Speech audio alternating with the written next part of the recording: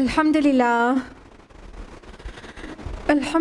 رب العالمین والصلاة والسلام علی رسولہ الکریم وعلی آلہ واصحابہ اجمعین اما بعد اعوذ باللہ من الشیطان الرجیم بسم اللہ الرحمن الرحیم وَلَقَدْ يَسَّرْنَا الْقُرْآنَ لِلذِّكْرِ فَهَلْ مِن مُدَّكِرٍ بسم اللہ الرحمن الرحیم رب اشرح لی صدری ویسر لی امری واحلل عقدۃ من لسانی یفقہوا قولی۔ میری عزیز سامعات، آپ سبھی کا درس قرآن مجید میں تہہ دل سے خیر مقدم ہے۔ السلام علیکم ورحمۃ اللہ وبرکاتہ۔ کیسے آپ سبھی لوگ؟ الحمدللہ، اللہ تعالیٰ آپ کو اچھا رکھے، ہدایت اور صراط مستقیم پر رکھے، آپ کی صحت کی حفاظت کرے، آپ کے ایمان کی حفاظت کرے، اور اللہ تعالیٰ آپ کو دنیا اور آخرت دونوں میں عظیم کامیابی نوازے، آمین۔ جزاک اللہ خیر، آمین۔ میرے ساتھ کون سی سورہ چل رہی تھی؟ سورہ نور۔ یاد ہے کہاں تک ہم لوگ نے لاسٹ ٹائم کیا تھا؟ بالکل صحیح، آیت نمبر 50 تک کیا تھا۔ آج آیت نمبر 51 آنورڈس تفصیل سے جاننا ہے۔ تھوڑا کانٹیکسٹ کو ریوائز کر لیتے ہیں۔ رکو نمبر 6 اور 7 میں ہم لوگوں نے جانا تھا کہ رکو نمبر 6 میں بہت تفصیل سے اللہ تعالیٰ نے آفاق اور انفس کی طرف ہمارا اٹینشن سیکھ کیا کہ اللہ تعالیٰ نے کیسے کیسے زمین اور آسمان کو بنا دیا، اور پہاڑ اور بادل، اور یہ ساری چیزیں اللہ تعالیٰ نے نشانی کے طور پر بنایا، اور ہم کو شکر کی دعوت دی کہ ہمیں شکر کرنا چاہیے۔ اور اللہ تعالیٰ نے تمام جانوروں کو کتنے مختلف انداز میں پیدا کیا ہے، اور کوئی 2 ٹانگوں پر چلتا ہے، کوئی 4، اور کوئی اپنے پیٹ پر رینگ کر چلتا ہے۔ یہ سب کی طرف توجہ ہماری دلائی کہ اللہ تعالیٰ کتنا ہی عظیم کاریگر ہے، اور وہ ہر چیز پر قدرت رکھتا ہے۔ اس کے علاوہ آیت نمبر 47 سے آیت نمبر 50 تک کچھ منافقین کا تذکرہ آیا کہ کچھ لوگ ایسے بھی ہیں جو کہتے تو ہیں کہ وہ ایمان لے اللہ پر اور رسول پر اور اطاعت قبول کی، بٹ ایکچولی وہ جب ان کو کوئی حکم دیا جاتا ہے تو پیٹھ دکھا دیتے ہیں۔ ایکچولی اللہ کے نزدیک بالکل بھی مومن نہیں ہے، اللہ کی کلمہ گو ہے لیکن مومن نہیں ہے۔ مومن نہیں ہے تو کون ہے؟ یہ منافق ہیں۔ اور ان کو ان کی باتوں کو کھول کے رکھ دیا گیا کہ مطلب یہ کس طرح کرتے ہیں کہ جب اللہ اور رسول کی طرف بلایا جاتا فیصلہ کرنے کے لیے تو ایک فرقہ، ایک گروپ آف پیپل نکل جاتے ہیں وہاں سے کترا کر، اور جب فیصلے ان کے مطابق ہونے کی بہت امید ہو تو بڑے اطاعت گزار بن کر آ جاتے ہیں۔ اور کیا ان کو مسئلہ کیا ہے؟ ان کے دل میں کوئی بیماری ہے، یا کوئی شک میں مبتلا ہے، یا ان کو کوئی ڈر ہے کہ رسول ناانصافی کریں گے؟ اس طرح سے کویشچن ریز کیا گیا، یعنی آیت نمبر 50 تک ان کو مینشن کیا گیا اور ڈکلیئر کر دیا گیا بل اولئک هم الظالمون، بلکہ یہ لوگ ظالم ہیں۔ اب آیت نمبر 51 سے کنٹراسٹ آ رہا ہے اور ہم لوگوں کو تفصیل سے جاننا ہے یہاں سے۔ آیت نمبر 51، اعوذ باللہ من الشیطان الرجیم بسم اللہ الرحمن الرحیم۔ انما كان قول المؤمنین اذا دعوا الى اللہ ورسولہ لیحکم بینہم ان یقولوا سمعنا واطعنا۔ حقیقی مومنین تو وہ ہیں جب اللہ اور اس کے رسول کی طرف بلایا جاتا ہے کہ وہ ان کے مابین فیصلہ کریں تو ان کا قول بس یہی ہوتا ہے، ہم نے سنا اور ہم نے مانا۔ وَأُولَئِكَ هُمُ الْمُفْلِحُونَ، اور وہی لوگ ہیں فلاح پانے والے۔ دیکھیے، آپ مومن اور منافق میں فرق کر کے بتا دیا گیا۔ یہ جو منافقین ہیں وہ زبان سے تو بہت کہتے ہیں کہ ہم اللہ کے رسول پر ایمان لائے، اللہ پر ایمان لائے، اور ہم آپ کی بات مانتے ہیں اور ماننے لائق ہیں، لیکن جب حکم دیا جاتا ہے تو کترا جاتے ہیں اور اسے پریکٹیکلی نہیں کر کے دیتے۔ لیکن ایکچولی مومن کون ہے؟ یعنی وہ صرف کلیم نہیں کرتے ہیں بلکہ ان کا دعوی ایمان سچا ہے، اور اللہ تعالیٰ مہر تصدیق لگا رہے ہیں کہ وہ لوگ سچے مومن ہیں جو جب اللہ اور اس کے رسول کی طرف بلایا جاتا ہے کہ رب اور رسول ان کا فیصلہ کر دے تو وہ کیا کرتے ہیں، ان کا قول صرف یہی ہوتا ہے عمل کے ساتھ، سمعنا، ہم نے سنا، واطعنا، اور ہم نے مان لیا۔ تو مومن سے یہ درکار ہے کہ اللہ کی اور رسول کی سنے اور مان لے۔ اچھا، اب غور کرنے کی بات یہ ہے، یہاں کہا تو جا رہا ہے کہ جب اللہ اور اس کے رسول کی طرف بلایا جاتا ہے کہ ان کے درمیان فیصلہ کر دے، تو کیا اللہ تعالیٰ خدا کی فیصلہ کرتا ہے؟ کون کرتا ہے؟ رسول کرتا ہے نا، رسول۔ لیکن اللہ تعالیٰ نے اس کانٹیکسٹ میں رسول کی جو پوزیشن ہے اس کو اتنا زیادہ واضح کیا ہے ان تمام آیات میں کہ بالکل کلیئر ہو جائے کہ رسول کی جو اطاعت ہے وہ ایکچولی اللہ کی اطاعت کے برابر ہے، کیونکہ اللہ تعالیٰ کے آرڈرز کو جو امپلیمنٹ کرانے والا ہے وہ رسول ہے۔ تو رسول ایکچولی فیصلہ رسول کرے گا، لیکن اللہ تعالیٰ اس کو اپنی طرف منسوب کر رہے ہیں۔ اللہ اور رسول کی طرف بلایا جاتا ہے جب اللہ تعالیٰ رسول کے ہر فیصلے کو، ہر حکم کو اپنے ساتھ بالکل ایسوسیٹ کر کے بتا رہے ہیں تاکہ یہ لوگ رسول کے پورے فرما بردار ہو جائیں، اور رسول کی فرما برداری ہی اللہ کی فرما برداری ہے۔ ظاہر میں رسول ہی آ کے آرڈر دے گا، نہ کہ اللہ تعالیٰ ان کو سامنے سے آ کے آرڈر دے گا۔ اللہ کے کلام کے بعد ہی اللہ کے رسول تمام ایک کام بیان کرتے ہیں۔ اور فرمایا کہ جو لوگ ایسا کرتے ہیں، سمعنا واطعنا کرتے ہیں، وہی لوگ کامیاب ہونے والے ہیں۔ بس اب یہاں اولائی کا لگا ہے، اولائی کا کلمہ حصر ہے، یعنی کسی چیز کو کنفائنڈ کر دینا، کسی چیز کو لمٹ کر دینا۔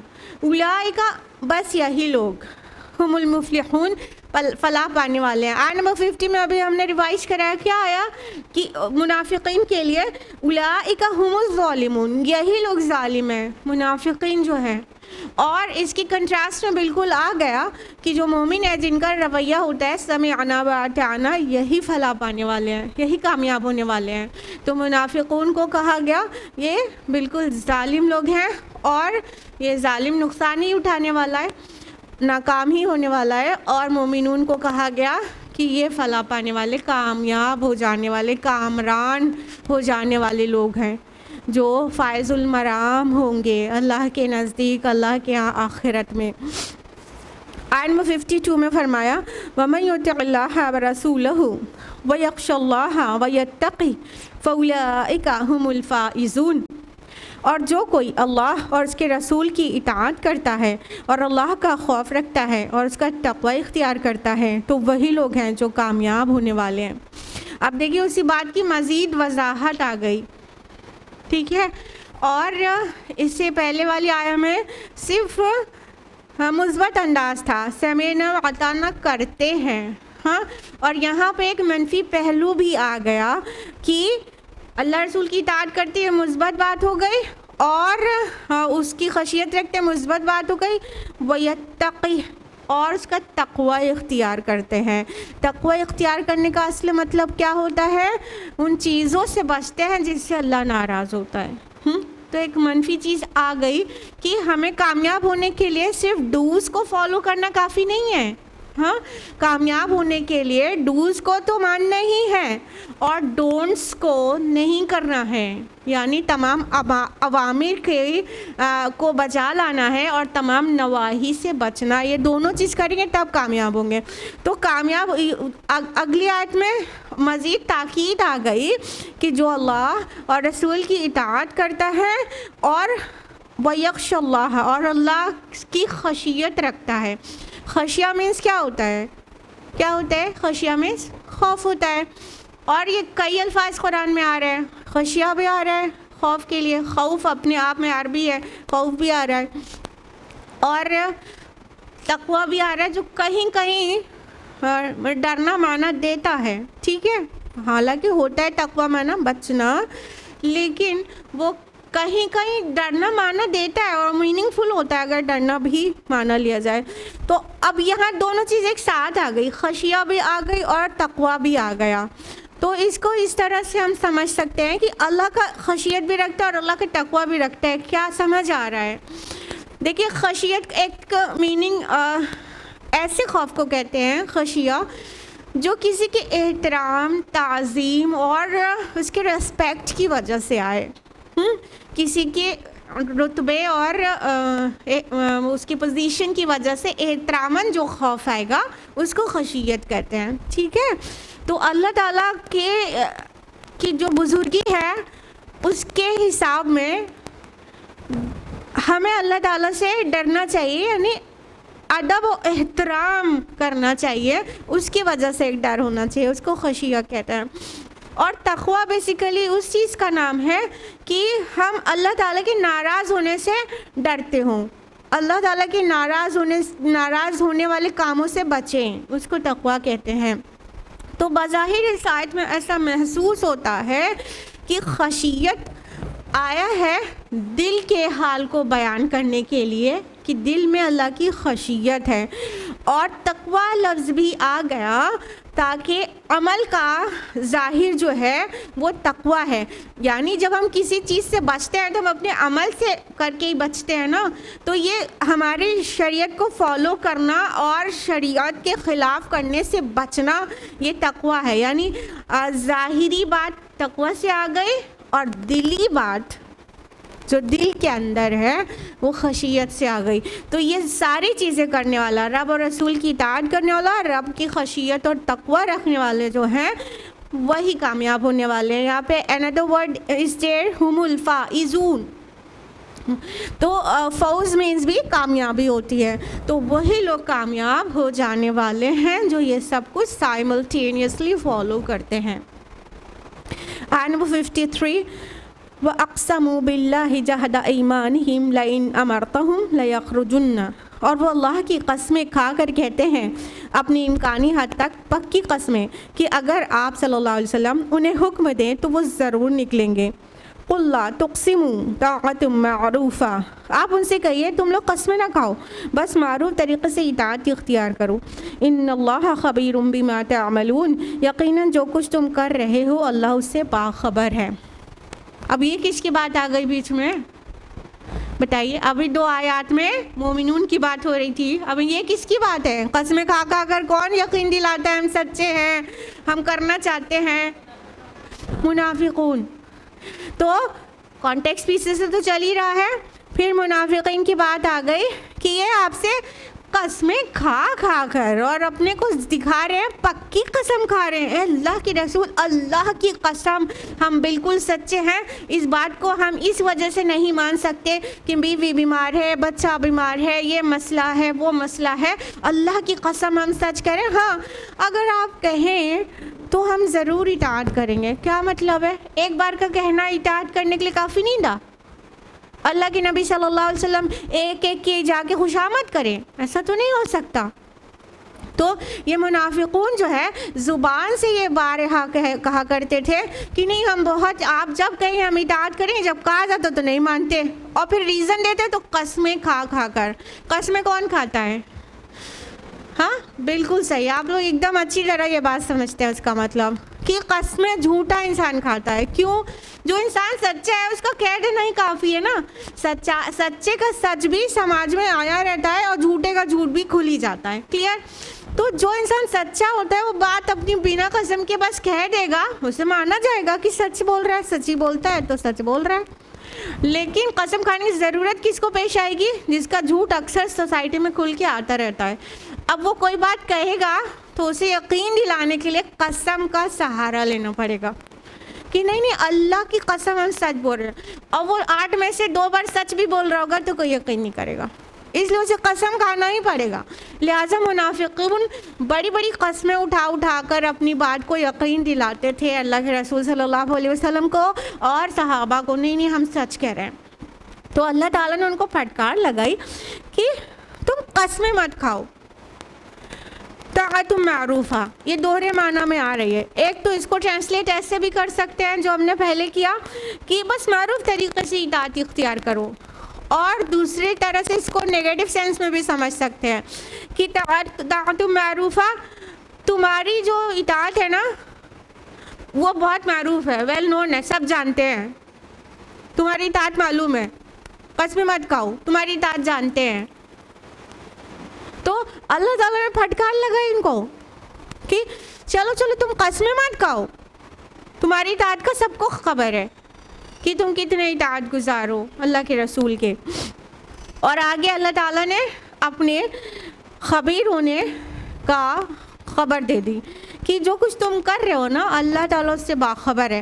تم قسمیں کھا کھا کے رسول کو یقین دلا لو اور مومنون کو یقین دلا لو کہ تم سچ کہہ رہے ہو کہ اللہ تعالیٰ خوب اچھی طرح جانتے ہیں تمہارے اعمال کو, اور تم اللہ تعالیٰ سے کوئی چیز چھپا نہیں سکتے, تم اللہ تعالیٰ سے جھوٹ بول کے کامیاب نہیں ہو سکتے, اللہ تعالیٰ بہت خبردار ہے. دیکھیے جو آیات کا اینڈ ہوتا ہے نا اس میں اللہ تعالیٰ کی ایک یا دو صفات ویسی ہی آتی ہیں جو اس آیت سے بہت زیادہ مطابقت رکھتی ہیں. ٹھیک ہے, تو یہاں جو چیز دکھایا جا رہا ہے وہ ریالٹی نہیں ہے اور قسم کھا کے اس کو بتایا جا رہا ہے, تو یہاں پہ اللہ تعالیٰ کا اسم آیا خبیر. اللہ تعالیٰ خوب خبردار ہے کہ تمہاری قسمیں سچی ہیں کہ جھوٹی ہیں, تم اطاعت کے لیے صرف کہہ رہے ہو کہ واقعتاً کرنا چاہتے ہو, یہ اللہ تعالیٰ کو خوب معلوم ہے. آیت نمبر 54 قُلْ اطیعوا اللَّهَ وَاطِیعُوا الرَّسُولَ, ہے نبی صلی اللہ علیہ وسلم آپ کہیے تم لوگ اطاعت کرو اللہ کی اور اطاعت کرو رسول صلی اللہ علیہ وسلم کی. فَإِن تَوَلَّوْا فَإِنَّمَا عَلَيْهِ مَا حُمِّلَ وَعَلَيْكُمْ مَا حُمِّلْتُمْ, اگر تم منہ موڑتے ہو تو سن رکھو ہمارے نبی پر صرف وہی ذمہ داری ہے جو ان پر ڈالی گئی اور تم پر وہ ذمہ داری ہے جو تم پر ڈالی گئی. وَإِن تُطِيعُوهُ تَهْتَدُوا, اگر تم ان کی اطاعت پر کاربند رہو گے تب ہی ہدایت پاؤ گے. وَمَا عَلَى الرَّسُولِ إِلَّا الْبَلَاغُ الْمُبِينُ, اور ہمارے رسول پر کوئی ذمہ داری نہیں ہے سوائے صاف صاف پہنچا دینے کے. اب دیکھیے نہایت ہی اہم آیت اس اعتبار سے, رسول کی اطاعت کے اعتبار سے. یہ دیکھیے کتنا بیوٹیفل کو انسیڈنس ہے کہ ماہ ربیع الاول چل رہا ہے اور نبی صلی اللہ علیہ وسلم سے محبت کے دعوے کیے جانے کے ساتھ ساتھ مختلف طرح سے مظاہرے کیے جا رہے ہیں, اور اسی ٹائم پر یہ آیات آ رہی ہیں لگاتار کہ رسول کی اصل احترام اور اصل محبت کیا ہے, ان کی اطاعت میں ہے. کتنا بیوٹیفل کو انسیڈنس ہے نا, حسن اتفاق. تو اللہ تعالیٰ کیا کہہ رہے ہیں, اے نبی ان سے کہہ دیجئے, ان کو واضح کر دیجئے, اطیعوا اللہ واطیعوا الرسول, اطاعت کرو اللہ کی اور اطاعت کرو رسول صلی اللہ علیہ وسلم کی. یہ فریز جو ہے قرآن حکیم میں نو لیس دین 11 ڈفرینٹ پلیسز پر آتا ہے, اور اللہ کی اطاعت کے ساتھ ہر جگہ رسول کی اطاعت ساتھ لگی ہوئی ہے. It's mention in different places of the Quran, like in Surah Al Imran سورہ نمبر 3 آیت نمبر 32, آیت نمبر 132, سورہ نساء سورہ نمبر 4 آیت نمبر 59, سورہ مائدہ سورہ نمبر 5 آیت نمبر 92, سورہ انفال سورہ نمبر 8 آیت نمبر 1, آیت نمبر 20, آیت نمبر 46, اور یہ مقام ہے سورہ نور کا آیت نمبر 54. پھر اس کے آگے سورہ محمد سورہ نمبر 47 آیت نمبر 33, سورہ مجادلہ سورہ نمبر 58 آیت نمبر 13, اور سورہ تغابن سورہ نمبر 64 آیت نمبر 12. نو لیس دین 11 ڈفرینٹ پلیسز پر یہ فریز ایسے کا ایسا آ رہا ہے, تو اللہ واطیع الرسول, اطاعت کرو اللہ کی اور اطاعت کرو رسول صلی اللہ علیہ وسلم کی. اللہ تعالیٰ کوئی بات ایک بار بھی حکم دے دے تو سر آنکھوں پر, لیکن اللہ پاک جس بات کو اتنی بار دہرائے تو اس کی اہمیت کا پتہ چلتا ہے. یعنی اللہ تعالیٰ کہہ رہے ہیں کہ اے مومنو, تمہارا دعوی ایمان سچا تبھی ہے جب تم رب اور رسول کی اطاعت کرو. اور دیکھیے رب کی اطاعت کو رسول کی اطاعت کے ساتھ ایسے جوڑ دیا گیا ہے کہ جیسے دونوں چیز ایک ہی ہے. اور ایسے ہی یہ سمجھ کی بات نہیں ہے, کہا بھی گیا ہے سورہ نساء سورہ نمبر 4 آیت نمبر 80 میں اللہ تعالیٰ نے فرمایا کہ من یطیع الرسول فقد اطاع اللہ, جس نے رسول کی اطاعت کی اس نے اللہ کی اطاعت کی. بالکل ہم معنی ہے رسول کی اطاعت اللہ کی اطاعت کے. ابھی ایک آیت کے بعد آیت نمبر 56 آئے گی, اس میں صرف رسول کی اطاعت کے لیے کہا گیا ہے. کہنے کا مطلب رسول کی اطاعت اور زیادہ بار کہی گئی.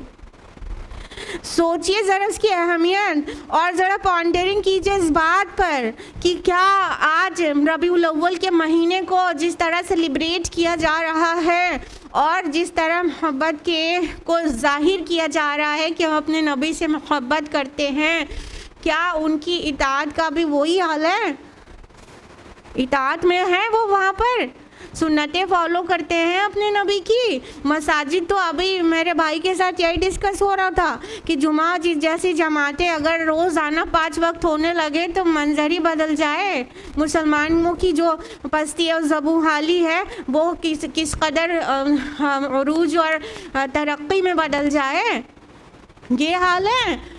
ہم جلوس نکال رہے ہیں, جھنڈے لگا رہے ہیں گھر میں اور جھنڈیاں لگا رہے ہیں پوری گلیوں میں اور روشنیاں کر رہے ہیں اور کہہ رہے ہیں کہ ہم رسول کی اطاعت گزار ہیں, ہم رسول سے کے چاہنے والے معاشق رسول ہیں, لیکن ان کے گھر میں 5 وقت کی نمازیں نہیں ہوتی. وہ ہفتے میں صرف 1 نماز پڑھتے, 34 نماز کو فرض ہی نہیں سمجھتے.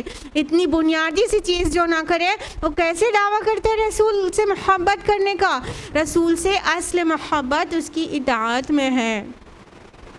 بغیر اطاعت کے کھوکھلے دعوے, کھوکھلے منہ پر مار دینے والے دعوے ہیں.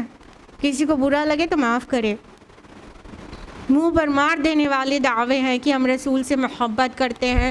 نمازوں کی پابندی نہیں ہے, سنتوں سے کوئی دور دراز کا رشتہ نہیں ہے سوائے کچھ ظاہری سنتوں کے.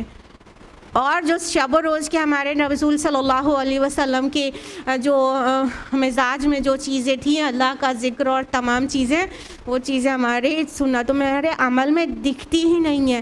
تو کس بات کی محبت ہے؟ تو اللہ تعالیٰ کہہ رہے ہیں کہ دیکھو رب اور رسول کی اطاعت کرو اور سن لو کہ اگر تم منہ موڑتے ہو تو ہمارے نبی کی ذمہ داری صرف اس کی ذمہ داری جو ہے وہ اس کے اوپر ہے اور تمہاری ذمہ داری تمہارے اوپر ہے. کیا سمجھ میں آ رہی ہے اس سے بات؟ بہت سمپل سی بات ہے, ایزی ٹو انڈرسٹینڈ. کیا سمجھ میں آیا؟ نبی کی ذمہ داری کیا ہے؟ پہنچا دینا. بالکل صحیح, تبلیغ کر دینا نا. تو بس ان کی وہ ذمہ داری ہے. تمہاری ذمہ داری کیا ہے؟ اطاعت کرنا, عمل کرنا. ہاں, تو تم رسول کا جو اپنا کام ہے ان کو کرنے دو, وہ کر رہے ہیں. جیسے منافقین جو ہے کبھی نبی صلی اللہ علیہ وسلم پر ایسے اس کو بہتان ہی کہیں گے کہ شک کرنا اور بہتان لگا دینا کہ اے اللہ کے نبی ہمارے ساتھ عدل کریے. اللہ کے رسول صلی اللہ علیہ وسلم ناراض ہو گئے, کہا ویلک ومن یعدل اذا لم اعدل, ارے برباد ہو تم, میں عدل نہیں کروں گا تو کون کرے گا؟ مطلب اتنی بڑی باتیں کہہ دیتے تھے. تو اگر نبی صلی اللہ علیہ وسلم پر ان کو عدل کا شک ہے تو ٹھیک ہے نا, وہ ان کے ساتھ ہے. تم اپنا دیکھو, ہر انسان کو اپنا دیکھنا چاہیے. یہاں پہ اللہ تعالیٰ نے 2 ٹوک انداز میں بالکل واضح کر دیا ہے کہ دیکھو ہمارے رسول کی جو ذمہ داری ہے اس کے اوپر ہے. تمہاری جو ذمہ داری ہے اپنی ذمہ داری کو سوچو, اپنا سوچو تمہارا کیا بنے گا. اپنا دیکھو, اپنے اعمال دیکھو. کیا تم مطیع فرمانبردار ہو؟ کیا تم ہر رسول کی مان رہے ہو؟ تو تم سے یہ پوچھا جائے گا تم سے رسول نے پہنچایا کہ نہیں پہنچایا, رسول نے عدل کیا یا معاذ نہیں کیا. یہ تم سے نہیں پوچھا جائے گا, وہ رسول سے پوچھا جائے گا. اللہ حل بلغت, ہاں رسول نے پوچھ لیا تھا کیا میں نے تمہیں نہیں پہنچا دیا؟ رسول نے تو گواہی لے لی کہ اس نے پہنچا دیا ہے بے کم و کاست. تو تم اپنی سوچو کہ تم نے اس پہ عمل کیا اور اگلوں تک پہنچایا کہ نہیں. دس از اپون یو نا. رسول کی جو ذمہ داری ہو تم سے نہیں پوچھی جائے گی, وہ رسولوں سے ہی پوچھا جائے گا. اور یہاں پہ واضح کر دیا گیا اسی آیت کے آخر میں وَإِن تُطِيعُوهُ تَهْتَدُوا, جب تم ان کی, یہاں پہ یہ کون ہے؟ ہو کی ضمیر کس کی طرف لوٹے؟ جب تم ان کی پیروی کرو گے تبھی ہدایت پاؤ گے. ہو کی ضمیر کدھر جا رہی ہے؟ رسول صلی اللہ علیہ وسلم کی طرف. جب تک تم رسول صلی اللہ علیہ وسلم کی پیروی نہیں کرو گے تب تک ہدایت نہیں پاؤ گے. تو سن لو اے سنیوں، اے حنفیوں، اے مالکیوں، اے شافعیوں اور سو آن، کہ تم ان کی پیروی سے کامیاب نہیں ہوگے، تم امام الانبیاء کی پیروی سے کامیاب ہوگے. اللہ کے نبی، اللہ تعالیٰ نے یہ جگہ اپنے نبی کو خالی دی ہے کہ ان کی پیروی میں کامیابی ہے، اور کسی مسلک اور اپنے امام اور اپنے پیر، اپنے فقیر، اپنے ولی، ان کی پیروی کی کامیابی قرآن میں ڈکلیئرڈ نہیں ہے. جہاں تک وہ رب و رسول کے مطابق چلے ان کو فالو کرو. کہیں پہ گڑبڑائے، کہیں پہ کچھ حدیث نہیں ملی، کوئی ریزن ہو گیا، اس وقت تم سیدھا پلٹو رسول کی طرف. تو یہ مقام امام الانبیاء کا ہے. وَإِن تُطِيعُوهُ تَهْتَدُوا، تم جب ان کی پیروی کرو گے تبھی ہدایت پاؤ گے. اور ہم اپنا رخ جب رسول سے ہٹا کر ان مختلف ائمہ کی طرف ایک دم سے فوکس کر لیں گے، یا تو پھر ہم اپنے لیڈرز کو فالو کریں گے یا ٹرینڈز کو فالو کریں گے، ہدایت نہیں پا سکتے. ہدایت کا منبع اور سرچشمہ انسانی جسم میں وہ صرف ایک ہے مکمل ہدایت کا، اور وہ ہے نبی صلی اللہ علیہ وسلم. اتنی پیور کوئی ایگزامپل ہونے کے بعد اس سے کم میں ہم کیوں ایڈجسٹ کرتے ہیں بھائی؟ نہ عقل کی بات ہے یہ اور نہ ہی لاجک کی. ریشنل تھنکنگ ہمیں بڑی اچھی لگتی ہے، اتنی چھوٹی سی بات سمجھ میں کیوں نہیں آتی؟ سو دس از دا پرابلم. تو ہمیں سمجھ لینا چاہیے کہ ہمیں امام الانبیاء کو فالو کرنا ہے اور تبھی ہم ہدایت یافتہ ہوں گے. اور ہمارے رسول کے ذمہ اللہ تعالیٰ اپنے نبی کو کی طرف سے برات نازل کرتے رہتے ہیں. ہمارے رسول کے ذمہ پہنچا دینے کے علاوہ صاف صاف کوئی ذمہ داری نہیں ہے. نبی صلی اللہ علیہ وسلم نے پہنچانے میں تو کوئی کمی نہیں کی نا. 1.25 لاکھ صحابہ نے، no less than 1,24,000 صحابہ پلس مائنس بھی ہے روایات میں، اتنے صحابہ نے گواہی دی تھی کہ ہم گواہی دیتے ہیں کہ آپ نے بے کم و کاست پہنچا دیا ہے، حق نصیحت ادا کر دیا، حق دعوت و تبلیغ عطا کر دیا. تو اللہ کے نبی نے پہنچا دیا تھا. اب ہم اپنی اپنی سوچیں اور اپنی ساری محبتیں اطاعت اور اتباع سے ایسوسیٹ کریں. چھوٹا سا بھی ایگزامپل لیں گے کہ اطاعت سے خالی محبت آپ اپنی ڈیلی لائف میں کسی کی بھی آپ قبول نہیں کریں گے، اپنے رسول کے لیے قبول کرتے ہیں نا. ٹیچر اسٹوڈنٹ سے کہتے ہیں بیٹا ہوم ورک کر کے لانا، نہیں لاتا ہے. بیٹا نیٹ اینڈ کلین رہا کرو، نہیں رہتا ہے. بیٹا جھوٹ مت بولا کرو، نہیں مانتا ہے. پھر اس کے بعد کہ teacher I really love you, teacher I really love you. یقین کرے گی وہ؟ یقین کرے گی؟ ٹیچر کیا بولے گی؟ کیسی محبت تمہاری؟ کیسے یقین کروں تم مجھ سے محبت کرتے ہو؟ ہاں، نہ ہوم ورک کر کے لاتے ہو، نہ صاف ستھرے رہتے ہو، نہ کوئی بھی میری بات مانتے ہو.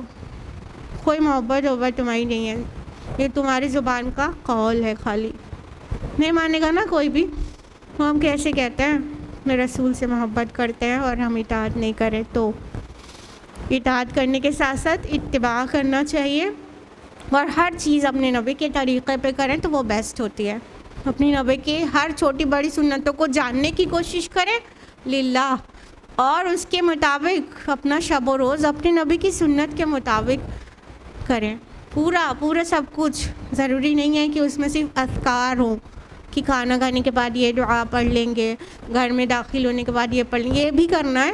اور جو طریقے ہیں، سوتے کیسے تھے، کھاتے کیسے تھے، چلنا کس طرح پسند کرتے تھے، لباس میں کیا پسند کرتے تھے، سونے کا ٹائم کیا تھا، یہ بہت جاننے کی ضرورت ہے. سونے کا ٹائم کیا تھا، اٹھنے کا ٹائم کیا تھا، بہت جاننے کی ضرورت ہے نا. کیونکہ یہ جو آپ کا یہ ڈیوائس ہے نا، یہ آپ کو نبی کے طریقے پہ نہیں سونے دے رہا ہے نا. نبی صلی اللہ علیہ وسلم سن لیجئے، اگر نہیں معلوم ہے، معلوم تو ہوگا. نبی صلی اللہ علیہ وسلم عشاء کے بعد بات کرنا پسند نہیں کرتے تھے. اور سو جاتے تھے، اور عشاء سے پہلے سونا پسند نہیں کرتے تھے، نہ عشاء سے پہلے سوتے تھے اور نہ عشاء کے بعد جاگتے تھے۔ آج ہم لوگ تو ہاف ناکٹرنل ہو گئے ہیں، جب تک مڈ نائٹ نہیں ہو جاتی سوتے نہیں، گندی عادت ہے، سنت کے خلاف ہے۔ آیت نمبر 55 بہت اہم آیت، بہت اہم آیت ہے۔ وعد اللہ الذین آمنوا منکم وعملوا الصالحات، اللہ کا وعدہ ہے تم میں سے ان لوگوں کے ساتھ جو ایمان لائیں اور نیک عمل کریں۔ لَيَسْتَخْلِفَنَّهُمْ فِي الْأَرْضِ كَمَا اسْتَخْلَفَ الَّذِينَ مِن قَبْلِهِمْ، کہ وہ ضرور انہیں زمین میں خلافت عطا کرے گا جیسے اس نے ان سے پہلے لوگوں کو خلافت عطا کی تھی۔ وَلَيُمَكِّنَنَّ لَهُمْ دِينَهُمُ الَّذِي ارْتَضَىٰ لَهُمْ، اور ضرور ان کے اس دین کو غلبہ ادا کرے گا جو ان کے لیے اس نے پسند کر لیا ہے۔ وَلَيُبَدِّلَنَّهُم مِّن بَعْدِ خَوْفِهِمْ أَمْنًا، اور وہ ان کی موجودہ خوف کی حالت کے بعد اس کو لازماً امن سے بدل دے گا۔ يَعْبُدُونَنِي لَا تُشْرِكُونَ بِي شَيْئًا، وہ میری ہی عبادت کریں گے اور میرے ساتھ کسی کو شریک نہیں کریں گے۔ وَمَن كَفَرَ بَعْدَ ذَلِكَ فَأُولَٰئِكَ هُمُ الْفَاسِقُونَ، اور جو کوئی اس کے بعد کفر کرے تو ایسے ہی لوگ فاسق ہیں۔ آیت نمبر 55 میں اللہ تعالیٰ کچھ وعدہ کر رہا ہے۔ اللہ تعالیٰ کا وعدہ سچا ہوتا ہے کہ نہیں؟ کس قدر سچا ہوتا ہے؟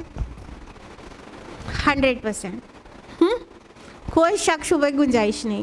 اللہ تعالیٰ کہہ رہے ہیں وعد اللہ الذین، کس سے؟ آمنوا منکم وعملوا الصالحات، اللہ تعالیٰ کچھ خاص لوگوں سے وعدہ کر رہے ہیں۔ جو آگے بات کہیں گے اللہ تعالیٰ، اس کا وعدہ ہر خاص و عام سے نہیں ہے، ہر جھوٹے گناہگار سے نہیں ہے، بلکہ جن میں دو موٹی سی چیزیں ہوں بالکل اندر تک پیوست، ان سے ہے وعدہ۔ اللہ تعالیٰ کہہ رہے ہیں اللہ کا وعدہ ہے تم میں سے ان سے جو لوگ ایمان لائیں اور نیک اعمال کریں۔ اب کیا وعدہ ہے؟ وہ بہت تاکیدی زوردار انداز میں وعدہ ہے۔ اولاً لَيَسْتَخْلِفَنَّهُمْ فِي الْأَرْضِ، کہ ان کو لازماً ضرور بالضرور زمین میں خلافت عطا کرے گا۔ لَيَسْتَخْلِفَنَّهُمْ جو ورڈ آ رہا ہے وہ خلافت سے آ رہا ہے۔ خلافہ معنی جانتے ہیں؟ خلافت، خلافت کیا ہوتا ہے؟ خلافت معنی بتائیے، خلافت مینس کیا ہوتا ہے؟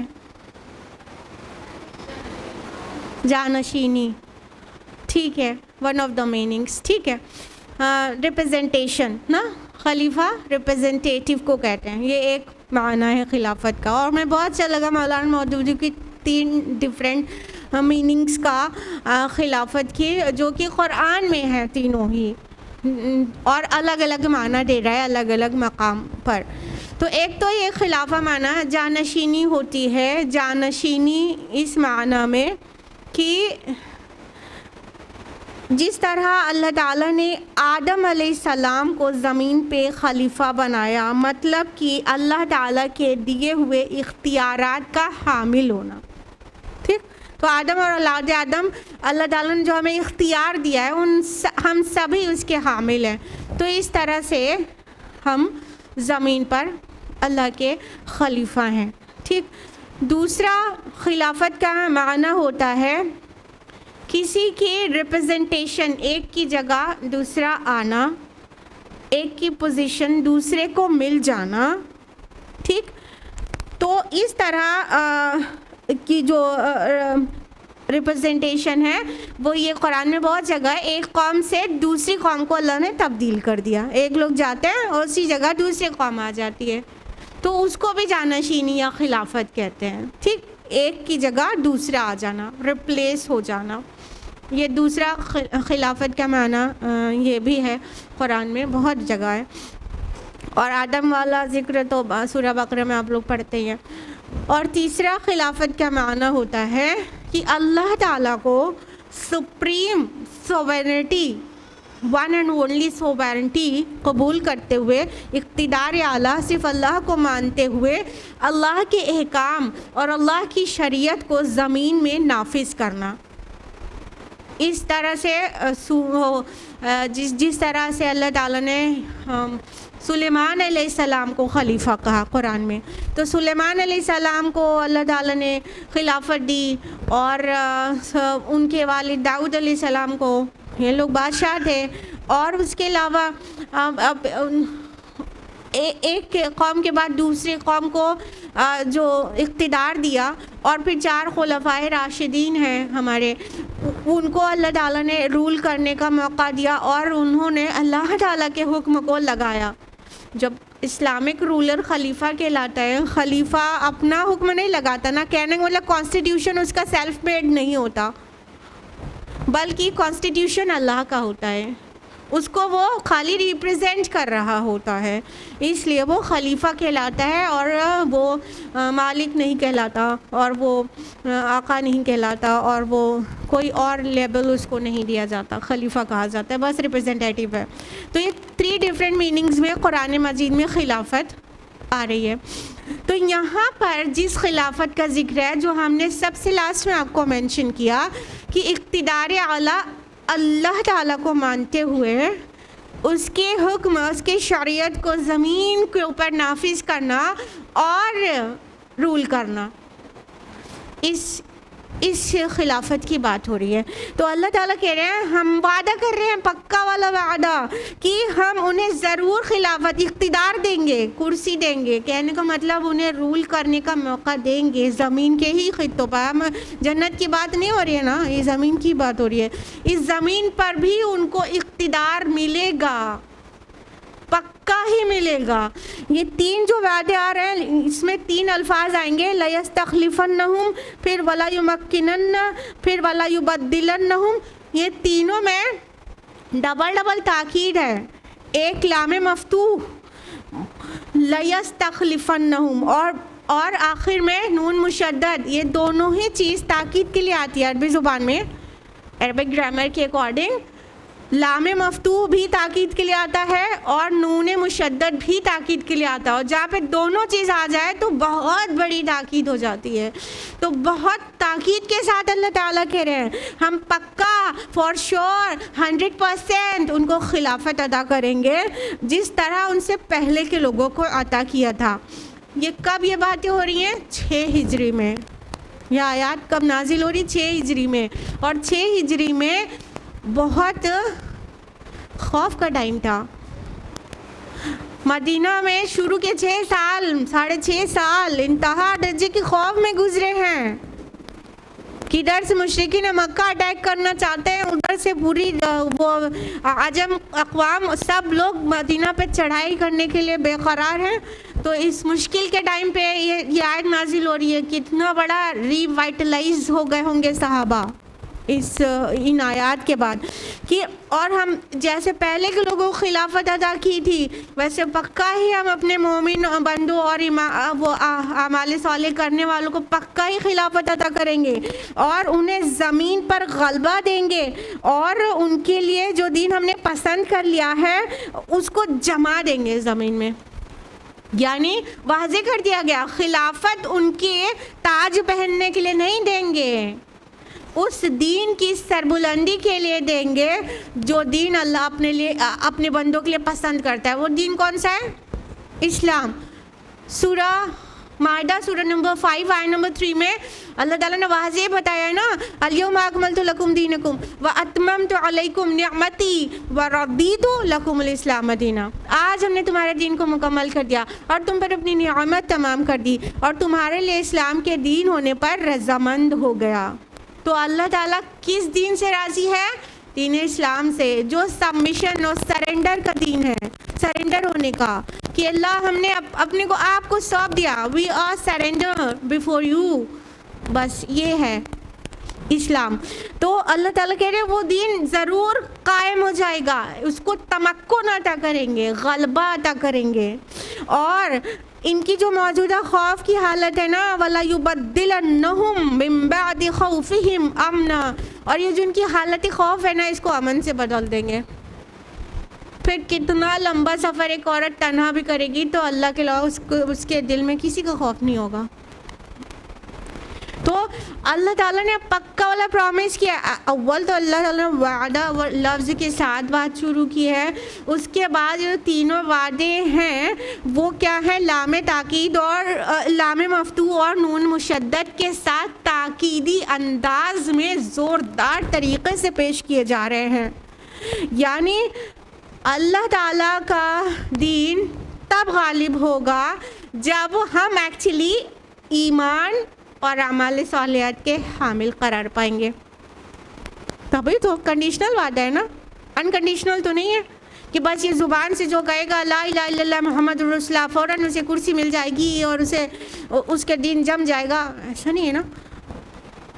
پختہ ایمان اور اعمال صالح 360 ڈگری صالح اعمال, پھر ان کے ساتھ یہ وعدہ اللہ تعالیٰ پورا کرے گا. اور اگر کوئی اس کو کنفیوز کرتا ہے اس آیت کو کہ مسلمان کو غلبہ ہونا تو وعدہ تھا تو غلبہ تو نہیں ہے, ہر جگہ پوری دنیا میں مغلوب ہو رہے ہیں, تو اس نے غلط سمجھا. وعدہ کنڈیشنل ہے, مطلب کہیں نہ کہیں کمی ہمارے اندر ایگزسٹ کر رہی ہے. ہم اس ایمان اور اعمال صالحات کے حامل قوم نہیں ہیں جن سے یہ وعدہ کیا گیا. اللہ کا وعدہ جھوٹا نہیں ہوتا. اور جنہوں نے یہ کر کے دکھایا نا انہوں نے دیکھا اللہ کے وعدے کو پورا ہوتا ہے. 30 سال تک خلافت اللہ کے رسول کی رسالت کے جیسی قائم رہی. اللہ کے رسول نے پہلے ہی خبر دے دی تھی, ٹھیک ہے. تو ان 30 سالوں میں کس نے رول کیا؟ 4 خلفاء نے, ان کو خلفائے راشدین کہتے ہیں نا. تو یہ رشد و ہدایت والے خلیفہ ساری دنیا عرب اور عجم سب ڈرتے تھے, اسے رعب کھاتے تھے, ان کے عدل سے, ان کے نظام سے رعب کھاتے تھے. اللہ نے دی تھی وہ عزت, دین قائم ہو گیا تھا. رسول صلی اللہ علیہ وسلم کے ٹائم پر پورے سارے کے سارے عرب کے صوبوں میں ہو گیا تھا, اور پھر باقی عمر رضی اللہ عنہ کی خلافت تک پتہ نہیں نون ورلڈ کے اکثر حصے پہ اسلام غالب ہو چکا تھا. اللہ نے جما دیا تھا قدم, دین کو غالب کر دیا تھا, کیونکہ وہ کتاب اللہ کے حامل تھے, ایمان ان کے دل میں تھا, اور اعمال جو ہے ان کے عین قرآن کے مطابق تھے. اور وہ یہ 6 سال اتنے خوف میں گزر رہے ہیں, اور یہ آیات جب نازل ہو رہی ہے ابھی خوف طاری ہے کہ کون سی قوم کب حملہ کر دے. اور اس وقت خوشخبری سنائی جا رہی ہے اللہ تعالیٰ کی طرف سے کہ امن میں بدل دیں گے. اور پھر 6 ہجری میں یہ آیات نازل ہو رہی ہیں, 7 ہجری میں وہ صلح حدیبیہ ہو جا رہی ہے, اور 7 ہجری میں اس کو فتح مبین قرار دیا جا رہا ہے, اور 7 ہی ہجری میں وہ خیبر فتح ہو گیا, اتنا مال غنیمت ہاتھ لگ گیا, اور 8ویں ہجری میں مکہ فتح ہو گیا. سبحان اللہ, اگلے 2 سال میں ایک دم کایا پلٹ گئی, ہر جگہ امن ہو گیا. اور آخری میں 10 ہجری میں کہا موپنگ اپ آپریشن بھی ہو گیا, نکل جاؤ تم یہاں سے, جو نہیں ماننا ہے جس کو اللہ کو ایک یہاں سے نکل جائے, باقی لوگ جو ہیں وہی اس لائق ہیں کہ یہاں پہ رہیں. لہٰذا ہر جگہ امن قائم ہو گیا. سبحان اللہ, یہ ہے اللہ کا وعدہ پورا ہوتے ہوئے انہوں نے دیکھا جنہوں نے اس شرط کو پورا کیا. ہم اس شرط کو پورا کرنے والے نہیں ہیں, لہٰذا ہم مغلوب ہیں. ہمیں اپنے اندر جھانکنا ہوگا ٹٹولیں, ورنہ تو اللہ کا دین غالب ہونے کے لیے آیا تھا. اللہ تعالیٰ نے اس کی خوشخبری قرآن حکیم میں 3 مقامات پر سنائی ہے. سورہ توبہ سورہ نمبر 9 آیت نمبر 33, سورہ فتح سورہ نمبر 48 آیت نمبر 28, سورہ صف سورہ نمبر 61 آیت نمبر 9. هو الذی ارسل رسولہ بالہدی ودین الحق لیظہرہ علی الدین کلہ. وہ اللہ ہی ہے جس نے اپنے رسول کو ہدایت اور دین حق دے کر بھیجا تاکہ اسے دنیا کے سارے ادیان پر غالب کر دے. اللہ تعالیٰ نے وعدہ کیا ہے کہ اللہ کے رسول جو دین لے کر آئے ہیں نا, ہدایت اور دین حق جو لے کر آئے ہیں, وہ دنیا کے سارے ادیان پر غالب ہو جائے گا. تو خالی عرب میں ہی تو ہوا تھا جب رسول صلی اللہ علیہ وسلم بنفس نفیس موجود تھے. شاہ ولی اللہ دہلوی رحمہ اللہ فرماتے ہیں کہ اس آیت کا جو اصل وہ ظہور ہے وہ تب ہو جائے گا جب دین پوری دنیا پہ غالب ہو جائے گا. تو اللہ کے رسول پوری دنیا کے لیے آئے نا کہ نہیں آئے؟ آئے نا. کوئی آیت بتائیے ثابت کرنے کے لیے اپنی بات کو. وما ارسلناکا الا رحمۃ للعالمین. سورہ انبیاء سورہ نمبر 21 آیت نمبر 107. وما ارسلناکا الا کافۃ للناس بشیرا ونذیرا. سورہ سبا سورہ نمبر 34 آیت نمبر 28. اللہ کے رسول صلی اللہ علیہ وسلم ساری دنیا کے لیے آئے نا پیغام لے کر، تو ساری دنیا پہ ایک نہ ایک دن یہ دین غالب ہو جائے گا، اور باقی کون بچے گا؟ جو نہیں مانیں گے وہ نہیں مانیں گے، لیکن رول اسلام کرے گا، ان کے گھر کے اندر اسلام داخل ہو جائے گا، شریعت اللہ کی لگے گی. یہ چیز ہونی ہے اور ہو کر رہنی ہے، اللہ کا وعدہ ہے. اور اللہ کے رسول نے کیا خبر سنائی ہے کہ 30 سال کون رہے گا؟ ہم خلافت میرے نہج پہ رہے گی. اور آخر میں لمبی سی حدیثیں سب سے لاسٹ میں آتے ہیں کہ آخر میں قیامت کے قریب جو چیز ہوگی وہ خلافہ علی منہاج النبوہ پھر سے قائم ہوگی. اسی کی خبر ہم آپ کو دے رہے ہیں.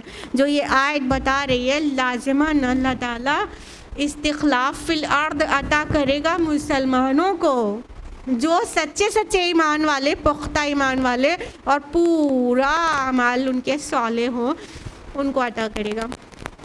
آگے فرمایا یعبدوننی لا یشرکون بی شیئا، وہ میری عبادت کریں. اب ان کے ایٹریبیوٹس اللہ تعالیٰ بتا رہے ہیں، وہ میری عبادت کریں گے، میرے ساتھ کسی کو شریک نہیں کریں گے.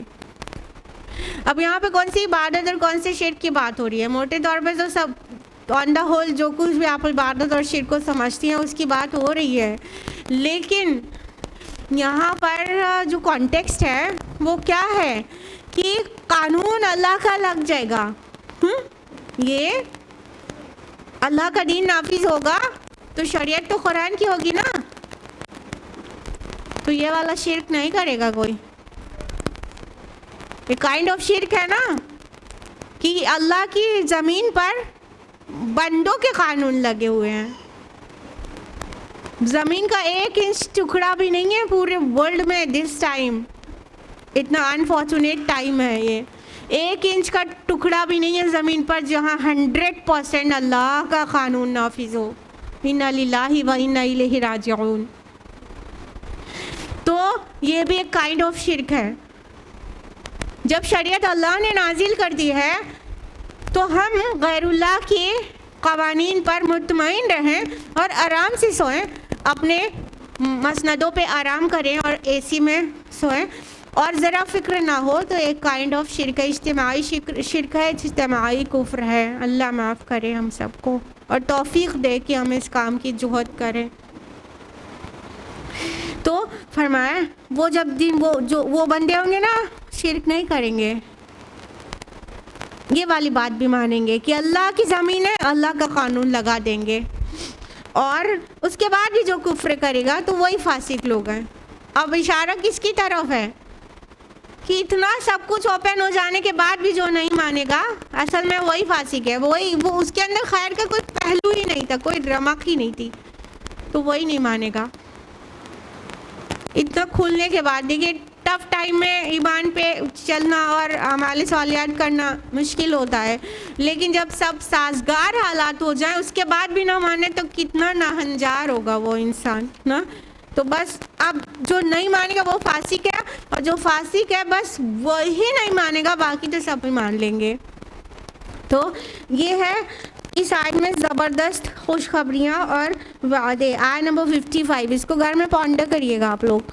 آیت نمبر 56 میں فرمایا وَأَقِیمُوا الصَّلَاةَ وَآتُوا الزَّکَاةَ وَأَطِیعُوا الرَّسُولَ لَعَلَّکُمْ تُرْحَمُونَ. اور نماز قائم کرو اور زکوٰۃ ادا کرو اور رسول کی اطاعت کرو تاکہ تم پر رحم کیا جائے. دیکھیں اس کو اس آیت کو اس آیت کی کنٹینیویشن میں بھی سمجھ سکتے ہیں کہ اللہ تعالیٰ فرما رہے ہیں کہ یہ جو استخلاف الارض کریں گے نا وہ ایکچولی یہ چیزیں ضرور کریں گے، اور تم کو کرنا ہے تو یہ چیزیں ضرور کرو. صلاۃ قائم کرو، زکوٰۃ ادا کرو اور رسول کی اطاعت کرو. ابھی کہا تھا نا نمبر 56 میں اکیلے رسول کی اطاعت کا حکم آئے گا، اور رسول کی اطاعت کرو تاکہ تم پر رحم کیا جائے. تو یہ تو بالکل بنیادی چیز ہے اتنے غم کے دن چل رہے ہیں کہ جمعہ کی صلاح میں جتنے نمازی ہوتے ہیں کہ باقی نمازیں 34 اور بھی تو نمازیں فرض ہیں بھائی، خالی جمعہ تو فرض نہیں ہے، لیکن اللہ کے ان بندوں کو صرف 35 نمازوں میں ایک یاد رہتی ہے اور 34 بھولے رہتے ہیں۔ اس کو صلاح قائم کرنا کہتے ہیں، ہفتے میں ایک بار نماز پڑھنے کو صلاح قائم کرنا کہیں گے۔ سبحان اللہ۔ کوئی نماز اپنے وقت سے ادھر ادھر نہ ہو، جماعت کے ساتھ ہو، پابندی کے ساتھ ہو، کوئی مس نہ ہو، خشوع اور خضوع کے ساتھ ہو، تب قائم کیا نا، اقامت صلاح اس کو کہیں گے۔ تو اقامت صلاح ہو اور زکوٰۃ کی ادائیگی ہو۔ دیکھیے اگر زکوٰۃ مسلمان ہونے کے لیے دو جو ہے اتنی بیسک چیزیں ہیں کہ اس کے بغیر مسلمان ہونے کا تصور ہی نہیں ہے۔ I'm telling you literally this is so۔ آپ قرآن کی اور کئی آیاتوں کو پونڈر کریں گے تو آپ کو سمجھ آئے گا کہ ایمان کے بعد اقامت صلاح اور ایتاء زکوٰۃ یہ دونوں چیز کا ذکر ایمان کے ساتھ ساتھ ہی لگا ہوا ہے۔ اس کے بغیر تو کوئی مومن سمجھے ہی نہ اپنے آپ کو۔ اقامت صلاح اس لیے ضروری ہے کہ بندہ بار بار اللہ کی طرف پلٹے، اسے یاد کرے اور اس کا ذکر کرے تاکہ وہ ہدایت پر رہے۔ اور ایتاء زکوٰۃ اس لیے ضروری ہے کہ اگر سوسائٹی میں ایک طرف ایک دم زیادہ مفلسی ہوگی اور دوسری طرف اتنی دولت ہوگی کہ عیاشی ہوگی تو پھر وہاں پہ کیسے پورا نظام سدھرا ہوا کیسے رہ سکتا ہے۔ اور جب اتنی مفلسی ہوتی ہے، ہم بہت اس بارے میں سوچتے ہیں کہ جب انسان کے پاس کوئی فزیکل بہت زیادہ پین ہو یا بہت غریبی ہو تو عبادت تک میں دل نہیں لگتا، ایسا ہوتا ہے نا۔ تو کیا پھر وہ اللہ کو یاد کرے، عبادت کرے گا، پلان بھی رہے گا تو بھوک کی وجہ سے نہیں کر پائے گا نا، اور یہی ہو ہی رہا ہے۔ ہاں، فقر ہی کفر ہے، ہوا جا رہا ہے معاملہ نا۔ تو ایتاء زکوٰۃ اس لیے ضروری ہے۔ ایتاء زکوٰۃ سے سوسائٹی میں اکانومک بیلنس مینٹین ہوتا ہے اور کوئی اتنا غریب نہیں رہتا کہ اس کی بیسک نیڈز بھی پوری نہ ہو، اور کوئی اتنا امیر بھی نہیں ہونے پاتا ہے کہ وہ عیاشی پہ آمادہ ہو جائے۔ ان دونوں ایکسٹریمز کے بیچ میں آ جاتا ہے۔ یہ تو نہیں کہیں گے کہ ویلتھ ایک دم ایکولی ڈسٹریبیوٹ ہو جاتی ہے، ایسا ہو جائے گا تو شاید دنیا ہی نہ چل سکے، ایک دم سب کے پاس برابر کمال ہو، لیکن ایک بہت اوپر اور بہت نیچے ہونے سے ایک بہترین بیلنس مینٹین ہو جاتا ہے، جس سے سماج میں امن آتا ہے اور کرائم دور ہوتا ہے۔ تو صلاح اور زکوٰۃ کے بغیر تو مسلمان ہونے کا تصور ہی نہیں ہے۔ جس کے پاس اتنی دولت ہو کہ وہ نصاب لیول پہ پہنچ رہی ہو اور وہ بخیلی میں وہ زکوٰۃ نہیں دے تو اس کو اپنے ایمان کی خیر منانی چاہیے، اور جو بالغ ہو اور اس کے بعد نماز نہیں پڑھے تو اس کو اپنے ایمان کی خیر منانی چاہیے۔ فرمایا اور رسول کی اطاعت کرو تاکہ تم پر رحم کیا جائے۔ ہم اللہ کی رحمت کے بھکاری ہیں کہ نہیں ہیں؟ اللہ کی رحمت کے بغیر جی لیں گے؟ کامیاب ہو جائیں گے؟ تو پھر اگر ہم چاہتے ہیں لعلکم ترحمون میں خود کو بھی شامل کریں تو یہ بیسک چیزیں تو ایٹ لیسٹ کرنی ہی ہوں گی۔ اللہ توفیق دے۔ آیت نمبر 57، لا تحسبن الذین کفروا معجزین فی الارض، ان کافروں کی نسبت یہ گمان نہ کرو کہ وہ زمین میں اللہ کو عاجز کر دیں گے۔ ومأواہم النار ولبئس المصیر، اور ان کا ٹھکانہ آگ ہے اور وہ بہت ہی برا ٹھکانہ ہے۔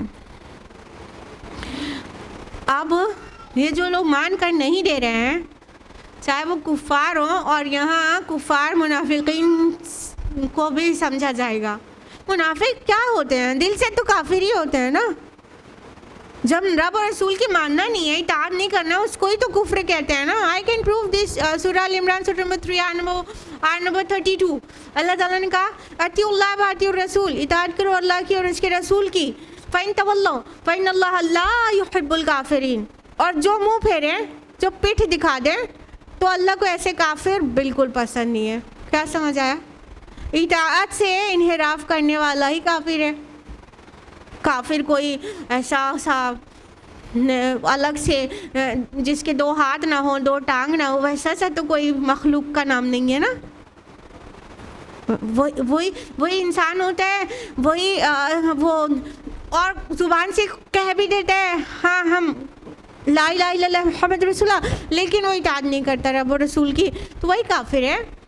جو اطاعت نہ کرے تو وہ کافر ہے. تو یہاں منافقین بھی کافر ہی ہیں. تو اور جو نہیں مان رہے، جو اس زبان سے بھی انکار کر رہے اور جو زبان سے اقرار کر کے عمل سے انکار کر رہے ہیں، وہ تھار کافر. تو اللہ تعالیٰ کہہ رہے ہیں کہ یہ کافر یہ نہ سمجھیں کہ اللہ کو عاجز کر دیں گے زمین میں. مطلب ہاں ٹھیک ہے تم کہے جاؤ ہم نہیں مانیں گے، کر کیا لوگ ہیں، یہ والا اگر ایٹیٹیوڈ ہے تو یہ نہ سمجھ اللہ کو ہرا رہے ہیں، یہ نہ سمجھیں. اللہ تعالیٰ تو ان کی رسی دراز کر رہا ہے. ابھی ان کی شامت آئی جاتی ہے بس تھوڑی ہی دیر میں، اور فرما دیا گیا کہ ان کا ٹھکانہ آگ ہے اور وہ بہت برا ٹھکانہ ہے.